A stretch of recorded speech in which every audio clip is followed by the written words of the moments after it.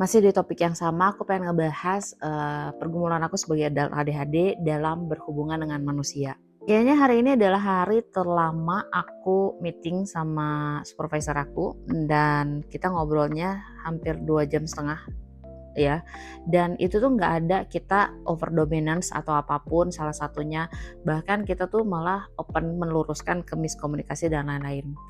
Aku nggak pernah menyangka akan ada di titik seperti ini karena jujur biasanya tuh aku jarang berani mengungkapkan apa yang aku rasain dulu-dulu karena takut menyinggung orang, karena takut, ada banyak hal lah ketakutan di dalam pikiran aku karena mungkin aku juga nggak dibesarkan di keluarga yang terbiasa untuk mengungkapkan pendapatnya secara sehat ya. Kayaknya kalau tradisi Asia Timur kayak gitu. Maksudnya Asia lah ya, China, Indonesia gitu ya. Dan aku ngerasa bahwa hari ini tuh adalah salah satu, milestone aku lagi di mana aku diskusi dan bukan mengkritisi, mengomentari, mengevaluasi kinerja, supervisor aku tanpa menyinggung harkat dan martabat beliau gitu ya. Kita sama-sama orang yang people pleaser, jadi ketika saling tegur menegur itu kita saling terbuka dan lain-lain. Aku memberitahu apa boundaries aku gitu, dan aku pengennya seperti ini, lalu dia juga bisa mengungkapkan apa yang dia rasain dan pikirkan, dan ternyata selama ini dia mengkhawatirkan saya seperti ini. Aku nggak pernah tahu aku bakalan ada di satu titik seperti ini. Pertama-tama kan aku nggak bercita-cita jadi pengusaha atau memiliki usaha gitu ya, usaha kecil ya, bukan yang kayak gimana.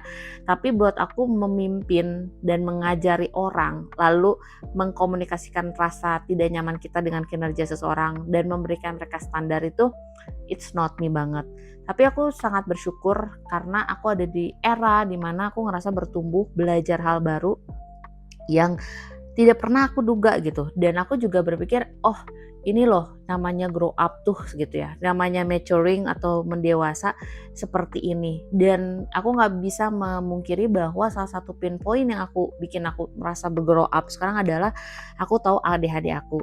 Dan itulah terus alasan kenapa aku selalu sharing ADHD secara konsisten, karena aku pengen teman-teman di luar sana yang memang ternyata punya ADHD bisa dapetin self awareness ini. Waktu pertama kali aku datang ke rumah sakit, ke psikiater, itu aku bahkan nggak pernah tahu istilah ADHD.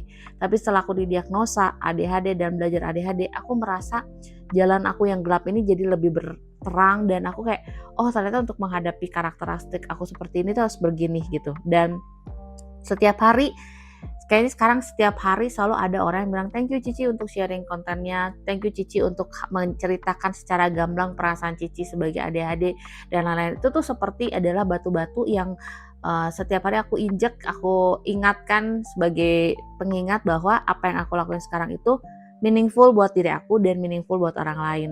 Dan buat teman-teman di luar sana juga yang saat ini kayak, "Aku kok berbeda, aku kok ini," belum ketemu aja. Pasti satu waktu teman-teman akan ketemu, teman-teman yang terima teman-teman apa adanya, terus kemudian tahu kenapa teman-teman bersikap dan berlaku seperti itu dan bisa menemukan the way-nya untuk grow up as you a special person.